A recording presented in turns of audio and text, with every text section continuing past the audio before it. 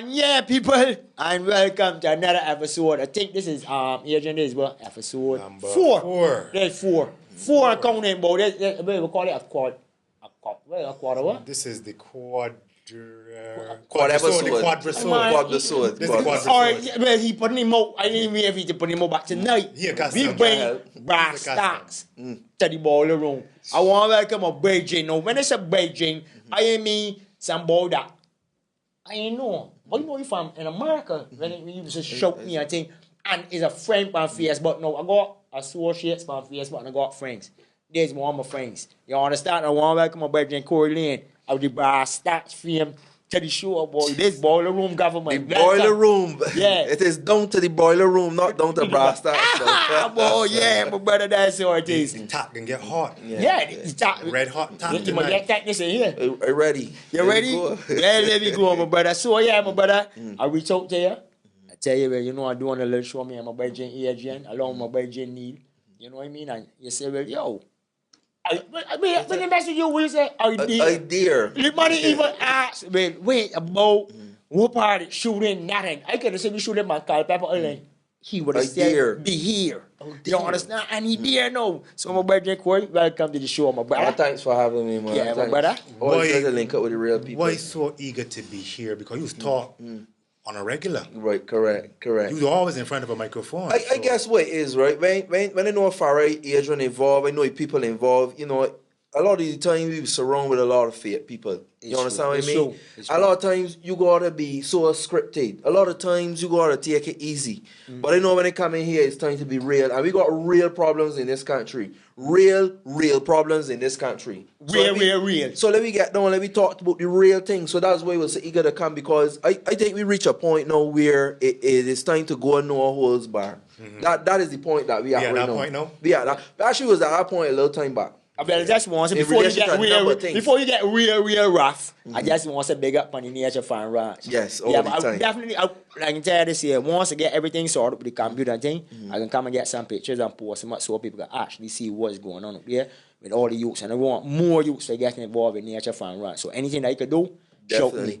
Big up to all the Nature Farm Ranchers watching right now, man. All the directors, Andy, Tahira, the whole crew. Everybody. Don't get vexed if I call you there. Nature Farm Ranch, tell people Nature It's Farm fun. Ranch It's is what kind of ranch? It's really a charity, a young people charity. Now, again, we talking real. From 18 years ago, I realized we have real issues. Right. So what I decided to do, I coming up with this program, because we were talking about the block. I'm going to really bring in an alternative to the Right, block. it's true. So 18 years later, what we got right now is a 10-acre site where we got animal husbandry, we got agriculture, we got horseback riding, we got archery, we got, you name it, ADVs, birds, pets, fish, everything that young people love. So I bring the positive alternative in an innovative way. So instead of chastising, instead of cursing the darkness, I make it a matter like you can do. You 18 understand what it years. is? 18 years, 19 years this How old June. were you when you started? 15 years, I did fifth form. I decided, look, too many of my friends go in prison, man.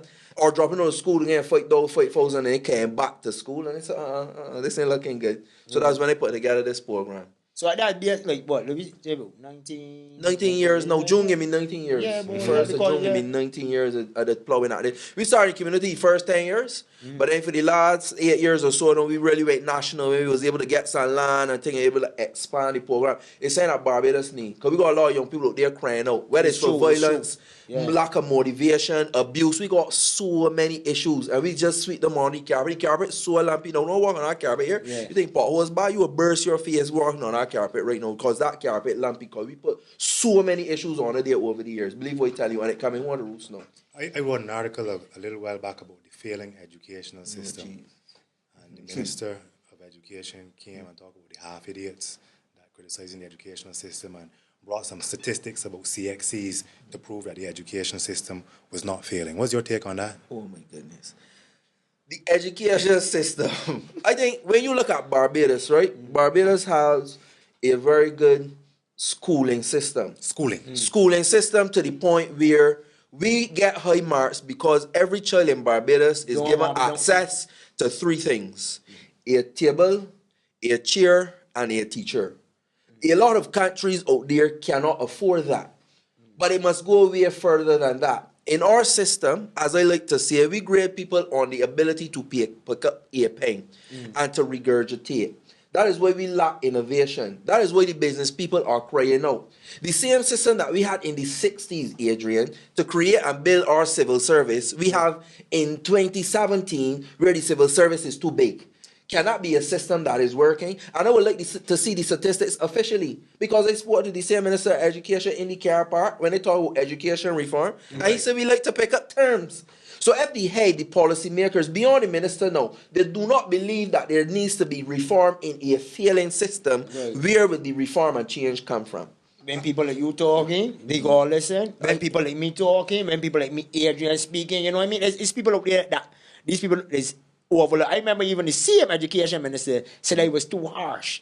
Oh, really? He commented on you? Jonesy knows me well. Jonesy knows me well. Minister Ronald Jones said that you too harsh? Yeah. The one that said the school teacher got demons? This was at a political meeting in, what up their name? Of the past Upton going up that side. Huh? No, going up there quite sure. It's a little, but it has some little church, little St. David's. Right, I say David big trouble. My ex is coming from, but they can't go. But anyways, long story short, the man said it was too harsh. But a lot of youngsters out there, if you sit down and you all prepping and proper and speaking to these youngsters, the man sit down look at you. So I can tell you, you know why? I was one of the bad ones at the secondary schools and all that. Yeah, Me and too. I want to big up all my secondary school alumni. You understand? That's what part Mr. Dar Jordan, near Dar Jordan Secondary School. Now he, funny enough, he was a live right at the road for me, and he still was to get in trouble, get school late and all that, which is not a good thing. But they put up with me for 5 years. A lot Jeff Brooms was my former teacher too. He know my mom, so I always had somebody to look up to. A lot of these youngsters nobody hasn't got nobody to look up to. You understand who youngsters looking up to now? Smith and Wesson, Glock. You know, them kind of people. So semi-automatic, Tech 9 and them kind of thing. AK, that's them big up. You know what I'm saying? And if you continue to tell people that, listen, something go get changed. Mom always complaining. You think people is complaining when the belly full, or you is complaining when you hungry? You understand? You go start listening to people and hear what people say. I ain't coming and saying, oh, Tony, you're talking about, yes, sir, you know, but the systematic thing, I ain't got that kind of time. But you know, there's a school of thought out there that, you know, it is about personal responsibility. Yeah. And these young people, they have too much access to things. They're pampered and they want and you can things blame too the young people easy. for that. You can blame young people for that. Tell me. You talk about statistics just now. I want to go back to that too. You see, we get caught up with statistics because I have a statistic that tell me that 82% of persons about 3 years ago came out of the school system without any certification. The statistics that the ministry made, wait. 82%. That means 18 got certificates. But when you consider the ones that got one certificate, then that will carry that number even higher. The minister said, come on, the minister brought out statistics, which I can't quote, now I don't have it in front of me, but he brought out CXC pass rates. But they say that statistics is something, no, it could be recent, but let me show you what's happened. I don't know if I got the right the quote or not, but take what I'm telling you, right? There's statistics like bikini, right? There's look nice, but they don't reveal enough. You understand? So what you may bring is statistics based on the people who were entered. And know that there are many schools who do not even enter people for general CXC. If they figure that you're not going to pass, then they'll waste money for you. So when they tell you we got 80% pass, but it is 5 children in the class that took CXC, we had an 80% pass. That's right. You're telling lies. So that's why we want the ministry to lay bare with all the information. I have asked for it for 3 years now. I have not gotten it as yet. So when you tell you, don't let them trick you with that, Adrian, man. Kind of bring the numbers. Bring how many people was of age to 6 CXC. How many how many passes you got. And then they will shut up. You went to Comamere, right? Lodge. Same thing, only different. Same thing. Same principle. Because the last time I spoke, we had a different principle, Mr. Brown. But go ahead. Well, it is of that group of schools that are seen as elite. Correct. Yeah, right? the elite schools. The elite schools. The top schools. The last time I spoke about this issue in front of a group, and I spoke about the failing educational system, or a few times I've spoken about it. Persons from QC, Harrison's College, Comamere, Lodge, they really take offense to the fact that Barbados' educational system is not stellar. I had a different experience. I'm gonna tell you, I defend anybody. Let me get real. Let me start with 11 plus, right? I find that a lot of older secondary school alumni now actually attacking the 11 plus, and it's so funny. You would think that them is the ones who want to hold it in and let it be and let it stay, the score remain the same. That is not my experience. But I don't care who want it or who don't want it, right? The fact of the matter is, and there's another thing that the system like to maintain, this whole thing about 11 plus and this school and that school, utter foolishness. I start doing an educational series on the same Brasstacks, and within about 3 weeks of doing research, I want to pull the series. You know why? We are so far. I feel like pulling it. Me, myself, decide I want to pull this series. You know why, Adrian? Because when I do the research, I realize that we are so far from the best practice, it is not even funny. Let us start with 11 plus. At 11 years old, your child has to make a decision, or even before that, before 11, because you are prepared for 11 plus. Right, you got to make a decision. Your parents, whether they could pay lessons or not, then you fault, that ain't nothing to do with you. You got to pay attention to class in such a way. That upbringing, you know, we talk about issues in the home. Right. And at 11, you got to set an exam for a few hours on a day that will determine a lot to do with your life. And I hate to hear the lie. One of the biggest lies we tell in this country. Go to any school, it don't matter. It is what you do when you get there. That is a bold-faced lie. Why I say that is because, right, when you go into a school, there are some people that may be strong like you gentlemen, and to some of you listening, right, that can go into school and kind of buck a train of failure.